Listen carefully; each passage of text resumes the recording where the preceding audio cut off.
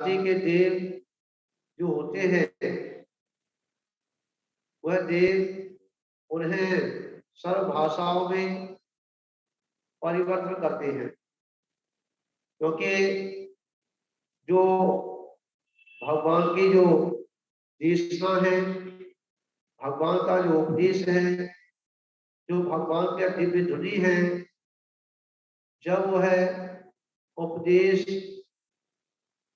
जब करते हैं, जब उसकी दिव्य ध्वनि हिलती है, जब उनकी देशना जब होती है, तो जितने भी जीव होते हैं, उन सभी जीवों के कल्याण के लिए वह देशना और पशुओं पक्षियों तक पहुंचाने के लिए या अलग अलग प्रांतों के पूरे देश के पूरे विश्व के जब जीव भगवान की समोषण में आकर के जब बैठते हैं, तो समोषण में जहां से भी जो देव मनुष्य है, यक्ष है, वो है अपनी अपनी भाषा को लेके वो समझते हैं, परंतु इस अक्षय का, इस मणि का जो देवकृत अक्षय है, जो कि भगवान की दिव्य देशना को वह देव सर्व जीवों के लिए उस भाषा को परिवर्तन करते हैं, जिससे सभी जो जीव हैं,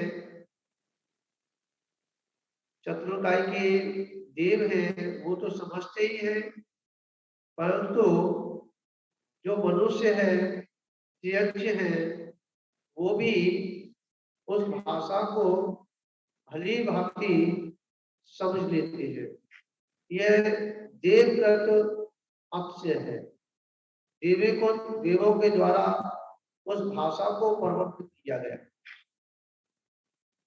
आगे जब भगवान के समीप में आने वाले जो जीव हैं, जो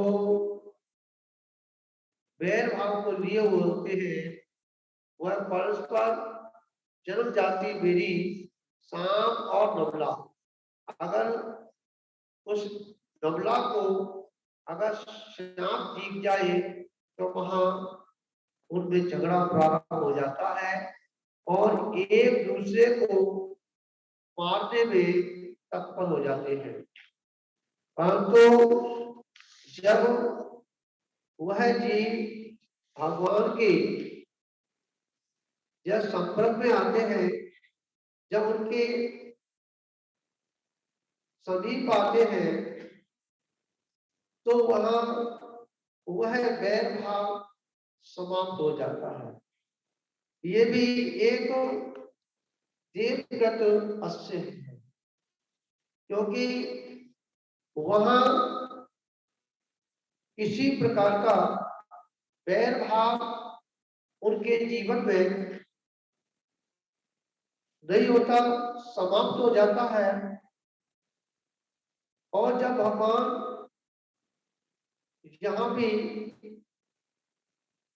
जिधर भी जब विहार करते हैं, तो दसों दिशाएं धुआं, धूल और अंधकार से रहित हो जाती हैं। जो दिशाएं, दसों दिशाएं जो है वह एकदम निर्मल हो जाती है। ये भी देवकृत अक्षय हुआ करता है और ये कोई बड़ी बात नहीं है, क्योंकि जब कोई हमारे नगर में या हमारे देश में अगर विदेशी कोई नेता आता है, तो उससे पहले वहां का जो वातावरण है, जो वहां की भूमि है, उसको चारों तरफ से सजा दिया जाता है, और वहां की धूल मिट्टी इत्यादि जो भी है उसको समाप्त कर दिया जाता है। तो ये तो हमारे वह भगवान तीन लोग के नाम हैं। और जब इनका विहार होता है तो दसों दिशाएं धुआं धूल से और अंधकार से रहित हो जाती है।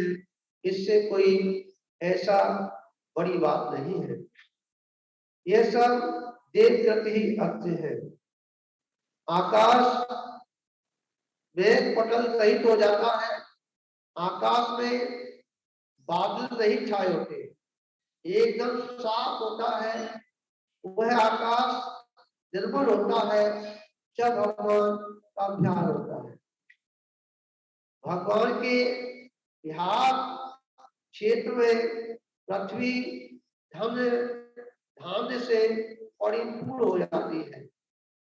ये कल भी चर्चा चली थी। और 6 ऋतुओं के फल फूल एक साथ आ जाते हैं। इस विषय में आचार्य पूज्यपाद ने कहा है कि भगवान के विहार से प्रकृति इतनी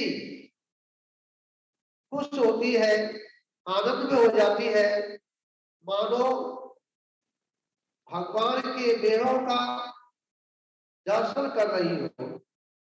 जब वो तो पृथ्वी है, परंतु हम भी जब भगवान के दर्शन करने जाते हैं तो हमारा अंतर का जो भाव है एकदम निर्मल हो जाता है।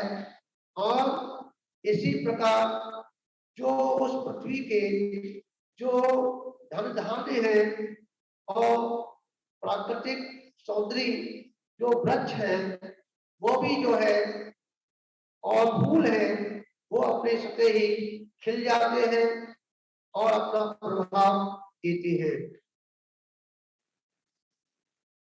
भगवान के विहार के समय देवगण 1 योजन तक पृथ्वी को दर्पण की तरह अत्यंत स्वच्छ निर्मल रत्न में और मनोहारी बना देते हैं। जब जिस भगवान का जब विहार होता है तो उससे पहले ही जो देवगण है उस भूमि को स्फटिक के समान बना देते हैं, मतलब उसे दर्पण की तरह उसे स्वच्छ कर देते हैं।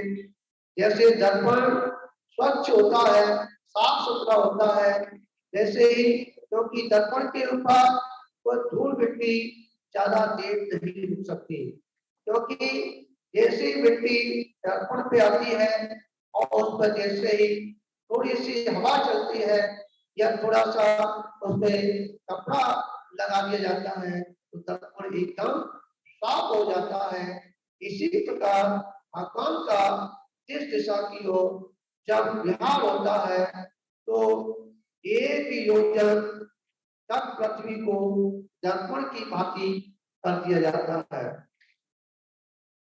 और जिधर भगवान का विहार होता है उधर मंद मंद सुगंधित हवा इस तरह बहती है मानो भगवान के आगमन की सूचना दे रही हो। जैसे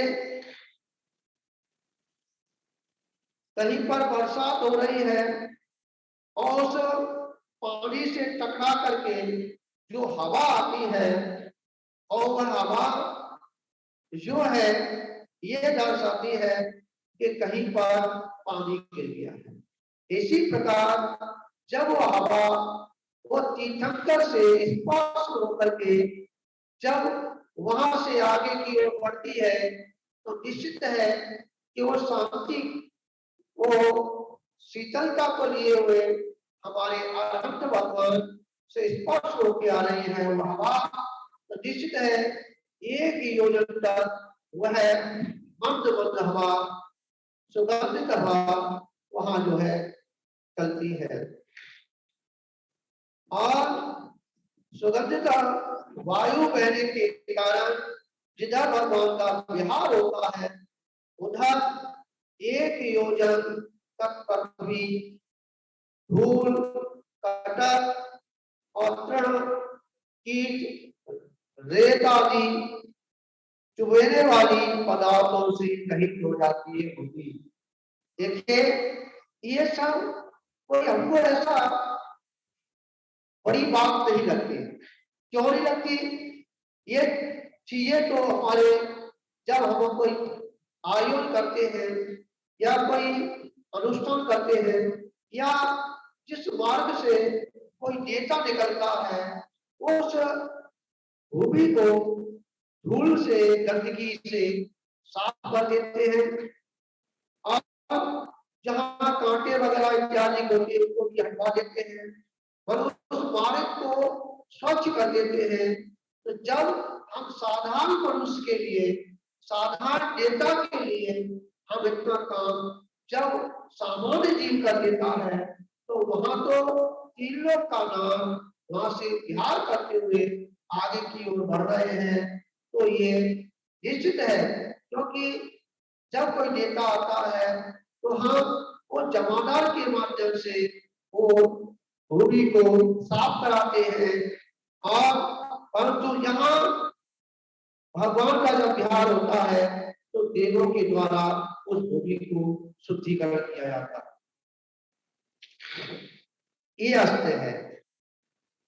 भगवान के बिहार काल में देवों और मनुष्यों द्वारा की गई जय ध्वनि से सारा आकाश जो है गुंजायमान होता है।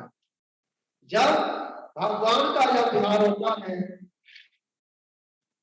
तो जय जय की जो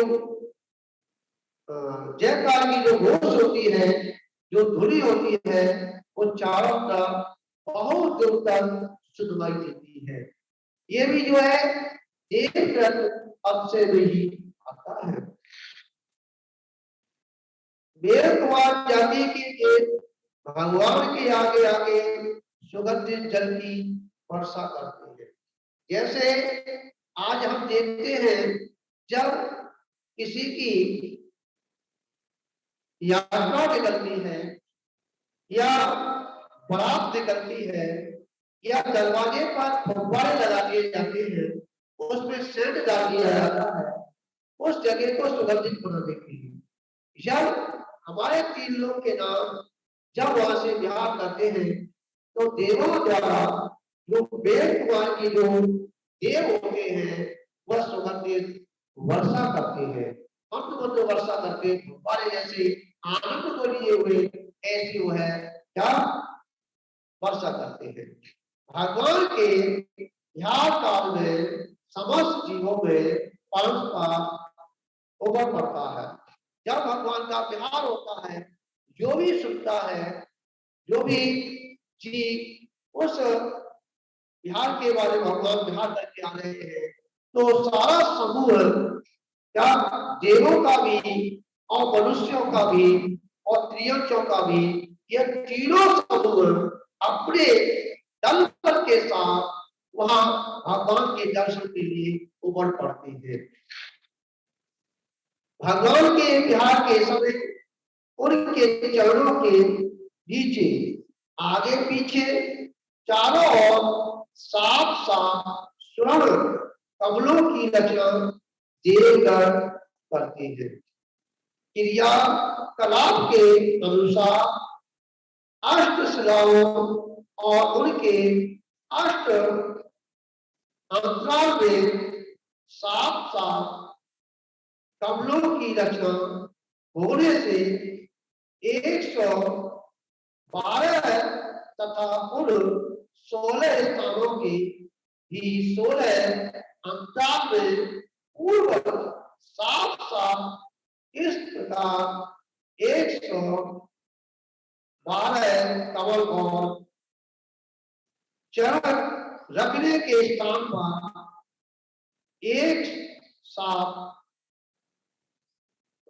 112 कमल की रचना 112 कमल की रचना इस प्रकार से 2 से 25 कमल अलग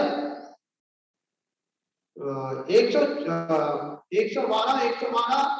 और एक जो है जहां भगवान राज होते हैं वो इस प्रकार से 125 कमरों की रचना देवगढ़ करते हैं। इस प्रकार इस प्रसंग से ये स्पष्ट हो जाता है कि भगवान का विहार पद्मासन मुद्रा से नहीं होता। जब भगवान का विहार होता है तो वह खड़े होते हैं और खड़े होकर के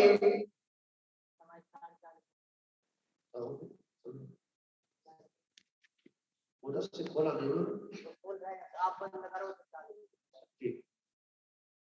तो इसी प्रकार से इस विषय को आगे अपन जो है दोपहर में भी लेंगे और इसको थोड़ा सा सुबह भी इसको देखेंगे, क्योंकि अपना उधर जो है समय सा स्पष्टीकरण का समय यहाँ हो चुका है और मैं तो इंतजार कर रहा था कि उधर से आवाज आए और उधर से आवाज यहाँ नहीं आ रही है किसी कारणवश।